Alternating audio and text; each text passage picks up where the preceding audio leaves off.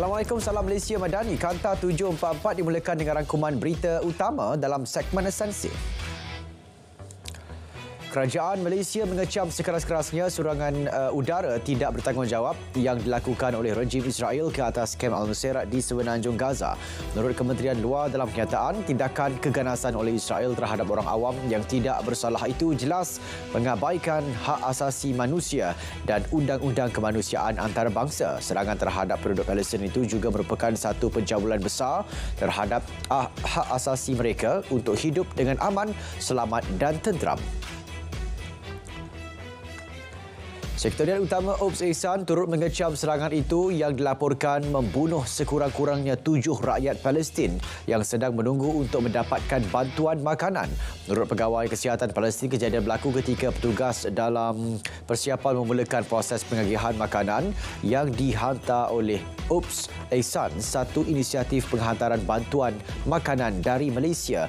Pengerusi Sekretariat Induk OPS Ehsan, Jismi Johari dengan tegas mengutuk dan mengecam sekerasnya tindakan tidak berperi kemanusiaan itu. 23 kes strok haba direkodkan sejak minggu epidemiologi pertama sehingga ke-11. Menurut Ketua Pengarah Kesihatan, 2 insiden terbaru berlaku di Sabah serta Kedah pada 10 dan 11 Mac lalu.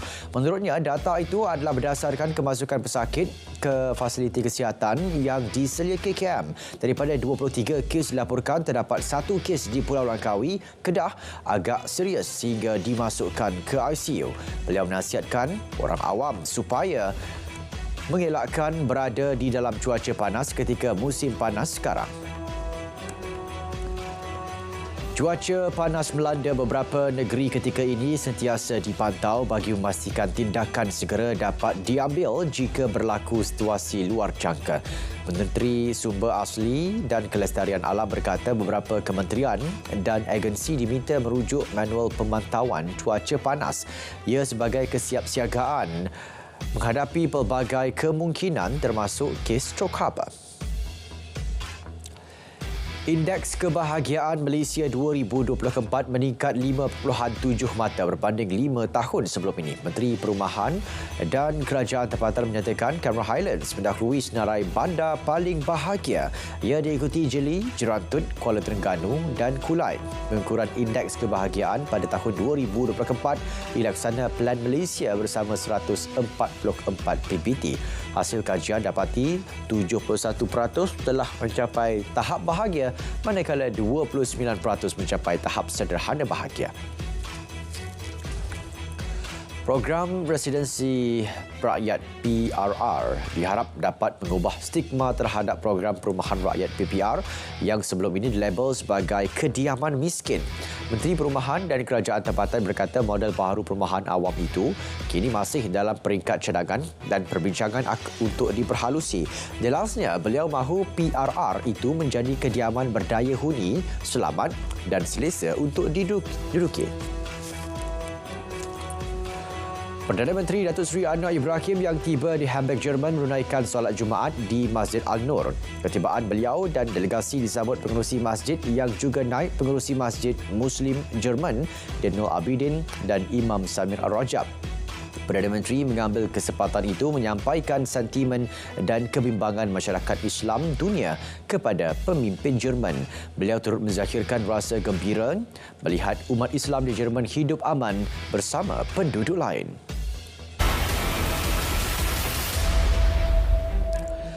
Pelbagai jenis rokok seludup termasuk tembakau bernilai 4.13 juta ringgit dirampas dalam serbuan oleh Eskom di sebuah bangunan 2 tingkat di Jalan Tawai Baru, Lahad Datu. Sebanyak 3,178,120 batang rokok putih dan kretek pelbagai jenama dirampas selain 400 bungkusan kecil tembakau sala. Eskom akan terus memperhebat operasi khas bagi mengekang sebarang elemen yang boleh mengganggu-gugat keselamatan, ketenteraman dan kesejahteraan awam, khususnya di pantai timur Sabah. Mayat terakhir bot karam di Sungai Baleh Kapit ditemukan. Mayat Konstebel Iskandar Ibrahim ditemukan orang awam di kawasan Seputin, Sungai Batang Rajang, 11.30 pagi Jumaat. Pada 7 Mac lepas, bot dinaiki 2 anggota polis dan 2 orang awam itu karam ketika menempuh pusaran air di Sungai Baleh. 3 mayat mangsa, Sarjan Jonathan Lambert, Emerson John Nain dan Jack Balan dijumpai selepas 2 hari kejadian. Seorang kanak-kanak lelaki 5 tahun melecur pada beberapa bahagian badan akibat kebakaran membabitkan 2 rumah di kampung seberang Alor Kuala Perlis kira-kira 5 petang semalam. Kanak-kanak itu yang melecur pada tahap 30 hingga 40% kini dirawat di Hospital Tuanku Fauziah, Kangar. Kejadian dipercayai bermula dari bahagian dapur rumah pertama sebelum merebak ke rumah kedua. Punca kejadian serta nilai kerugian masih disiasat. Pos Malaysia Berhad dan PDRM jalinkan kerjasama bagi meningkatkan kesedaran mengenai kegiatan skema. Ia berikutan tindakan skema yang kerap menyalahguna nama Pos Malaysia bagi menipu mangsa.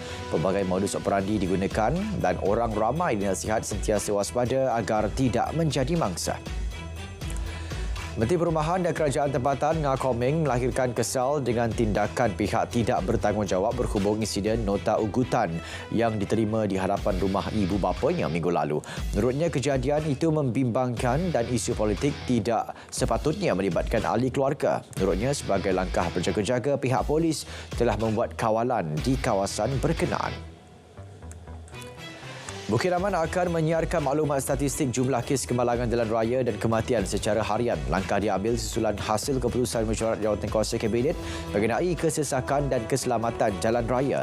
Statistik kemalangan dan kematian akan dikeluarkan secara masa nyata dengan mengambil data kemalangan yang berlaku pada hari sebelumnya. Penyiaran berbentuk infografik akan dibuat naik di laman sosial rasmi JSPT dan akan dikeluarkan sebelum atau pada pukul 2 petang. Tiada sebarang aduan berhubung insiden keracunan makanan membabitkan Bazar Ramadan diterima KKM setakat ini. Menterinya optimis perkembangan itu petanda positif melibatkan peniaga dan pengendali makanan. KKM telah mengadakan 183 sesi taklimat kebersihan premis makanan dan pengendalian makanan yang selamat kepada pemilik gerai sejak awal Februari lalu. Ia membabitkan 70,334 gerai di 1,299 tapak Bazar Ramadan yang dikenal pasti di seluruh negara pada tahun ini.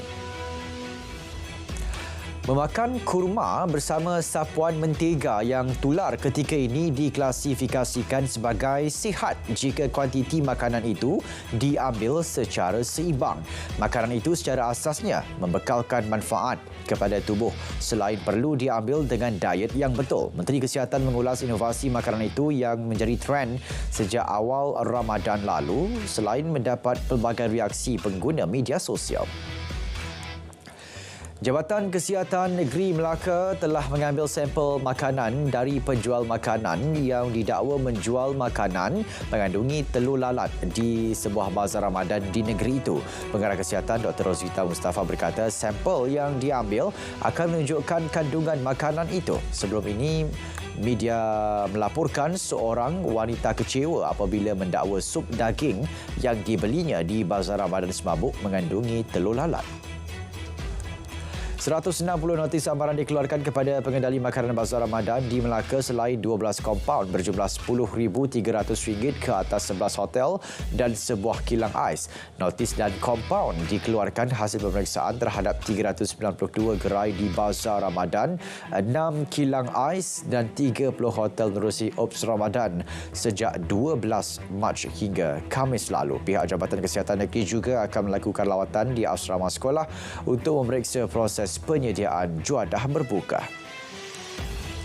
Kerajaan Negeri Sembilan komited menyediakan kemudahan perumahan kepada semua golongan masyarakat di negeri itu. Menteri Besar Negeri Sembilan berkata, sejak 2018 hingga setakat 31 Disember 2023 lalu, hampir 34,000 rumah mampu milik telah lulus kebenaran merancang di negeri itu.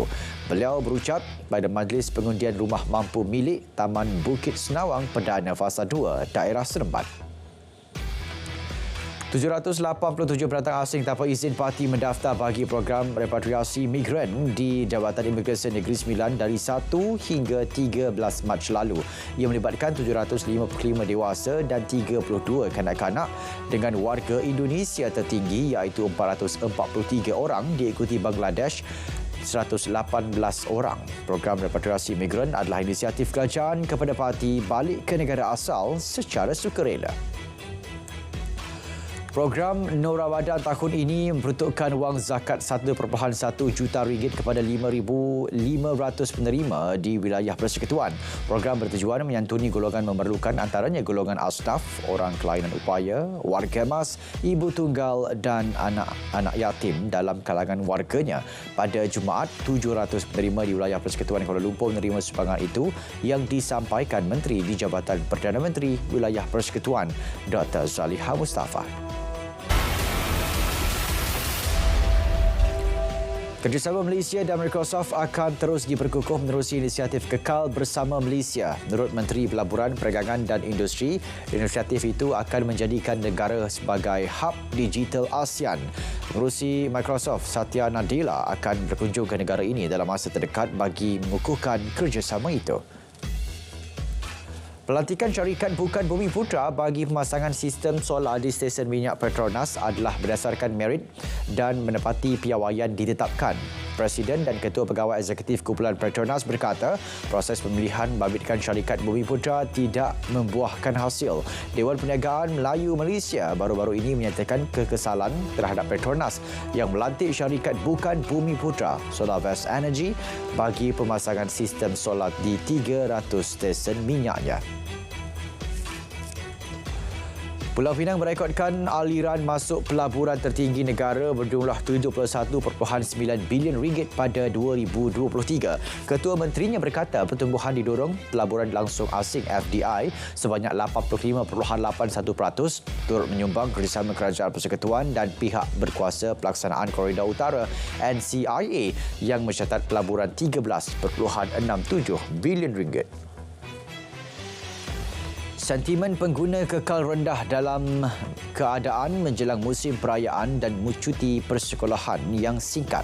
Firma penyelidikan Investment Bank Berhad menjelaskan pengguna terus berhati-hati dalam membuat pembelanjaan susulan ketidaktentuan makroekonomi. Sentimen berhati-hati terutama bagi perbelanjaan bukan keperluan itu didorong pengenalan beberapa cukai tahun ini. Sekurang-kurangnya 20 rakyat Gaza terbunuh manakala 155 cedera selepas diserang rejim Israel ketika menunggu bantuan kemanusiaan di utara semenanjung Gaza. Tentera Zionis bertindak kejam melepaskan tembakan ke arah rakyat Palestin yang menerima bantuan berhampiran bulatan Kuwait. Sejak perang tercetus Oktober lalu, lebih 31,341 maut diserang Zionis. Perang turut mengakibatkan 85% penduduk Gaza hilang tempat berteduh. Sementara itu, Amerika Syarikat memuktamadkan draft resolusi PBB yang sokong sepenuhnya usaha isytihar segera gencatan senjata berkekalan. Ia sebagai sebahagian rundingan pembebasan tebusan dan kurangkan kesengsaraan penduduk Gaza. Untuk lulus, resolusi memerlukan sekurang-kurangnya 9 undi dan tiada veto oleh Amerika, Perancis, Britain, Rusia atau China. Dalam pada itu, Muhammad Mustafa dinamakan sebagai Perdana Menteri baru Palestin. Mustafa menggantikan Muhammad Shtayyeh yang meletak jawatan pada Februari lalu sebagai respons kepada perkembangan berkaitan konflik Israel di Gaza. Menurut media tempatan, Mustafa kini berkhidmat sebagai pengerusi Dana Pelaburan Palestin PIF, penasihat ekonomi kanan kepada Abbas dan ahli jawatan kuasa eksekutif Pertubuhan Pembebasan Palestin. Pelepasan air sisa dari loji nuklear Fukushima digantung buat sementara waktu berikutan gempa bumi. Agensi Meteorologi Jepun maklumkan gempa bermagnitud 5.8 melanda pantai timur laut wilayah Fukushima. Saudara, sekian Kanta 744 dari Sungai ke Segara Palestin Pasti Merdeka. Assalamualaikum, salam Malaysia Madani dan selamat berpuasa.